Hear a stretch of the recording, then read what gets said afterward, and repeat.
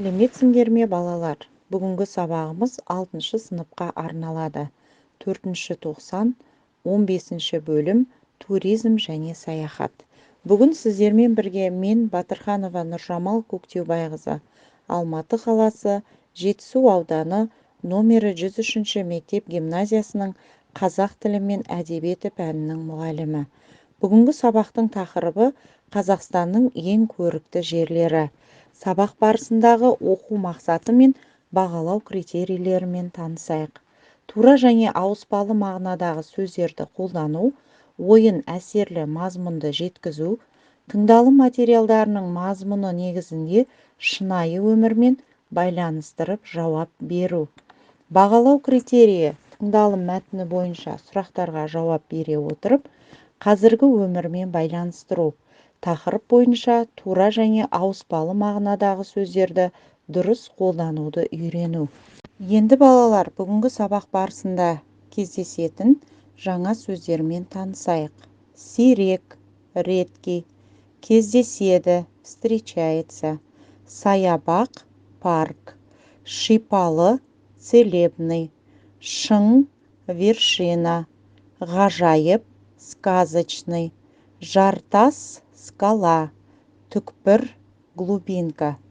Осы берілген жаңа сөздердің ішіндегі кемінде 3 жаңа сөздің мағынасын тауып, бір сөйлем құрастырамыз.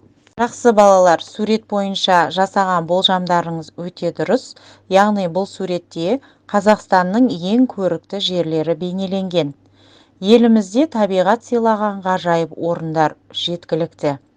Иісі аңқыған гүлдерге толы құлпырған далалар мен биіктігі бұлттарға жетіп бірақ тоқтайтын жұмбақ таулар әрдайым жұртшылық қызығушылығын арттырып келе жатқандығы көңіл қуантады. Статистикалық мәліметтерге сүйенсек, Қазақстанға қатынайтын туристердің саны жыл өткен сайын артып жатыр. Атап өту керек, бұлардың көпшілігі табиғатты тамашалауға келгендер. Бұл қарқынмен алдағы жылдары туристік державаларды қуып жетуіміз мүмкін. Тек жаратушының сыйлаған бұл ғажаптарын барлығымыз бағалай білгеніміз жөн. Ендігі кезекте Қазақстанның ең көрікті жерлері туралы берілген мәтіндермен танысайық. Бурабай. Құстың көптігіне қарап, орманды қазақтар Бурабай деп атап кеткен. Бурабайдың ауасы таза, әрі қош иісті. Бурабайдағы алғашқы сауықтыру орны 1910 жылы ашылды. Сол көкшенің төбесіне тек бура ғана шығыпты деген аңыз бар. Бір күні Абылайдың баласы Қасым хан садағынан жараланған бура көлге жете алмай өліп, тасқа айналыпты. Тас мәңгіліктің, беріктің, сұлулықтың символы. Бурабайда қарағай өспейтін жер жоқ. Бурабайды екінші Швейцария деп атайды.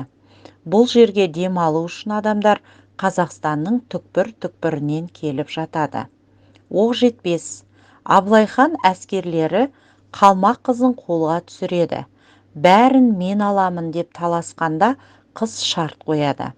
Көкшенің ең биік шыңына найзағашқа байланған орамалды кім атып түсірсе, соған тиемін дейді. Бірақ ешқайсысы сыннан өте алмай, шың оқ жетпес деп аталған. Оқ жетпес ең биік шың. Жұмбақтас. Жұмбақтас оқ жетпестің дәл қарсысында судың ортасындағы жартас. Пішіні пирамида тәріздес. Жиектері дөңгеленген граниттен тұрады. Биіктігі 18 метр. Жұмбақтастың пайда болуы тарихы туралы халық жадында сақталған аңызда 17 жастағы тұтқынға түскен қалмақ қызы оқ жетпес шыңынан Бурабай көліне секіріп кетеді де, сұлудың түскен жерінен ғажайып жартас пайда болған.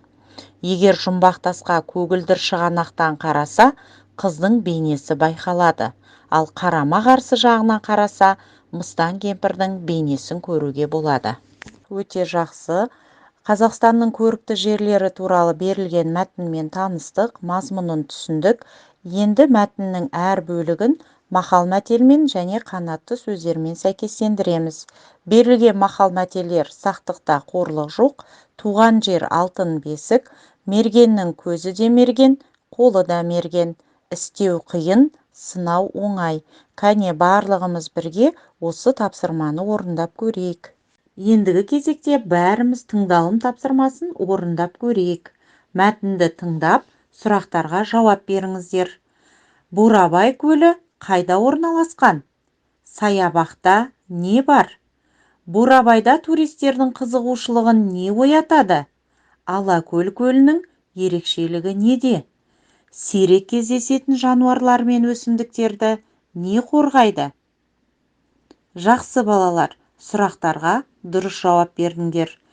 Енді осы тапсырмаларды бекіту мақсатында үйге бекіту тапсырмасы, яғни кластер әдісі бойынша еліміздегі туризмнің дамуына үлес қосайық тақырыбында үйден постер әзірлеп көріңіздер.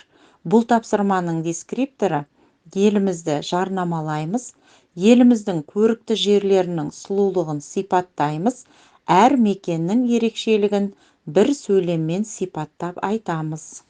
Менің ойымша сіздер барлық тапсырманы жақсы орындап шықтыңыздар деп ойлаймын. Олай болса балалар, бүгінгі сабаққа рефлексия жасайық, яғни 3Q әдісі бойынша бүгінгі сабақ барысына кері байланыс беріп көрейік. Бүгінгі сабақтан алған әсерлеріңіз қандай? Бүгінгі сабақта не ұнады? Не қиын болды? Бүгінгі сабақ сіздердің көңілдеріңізден шықты деп ойлаймын. Сіздерге көп рахмет. Бүгінгі сабақ аяқталды. Келесі сабақта кездескенше сау болыңыздар балалар.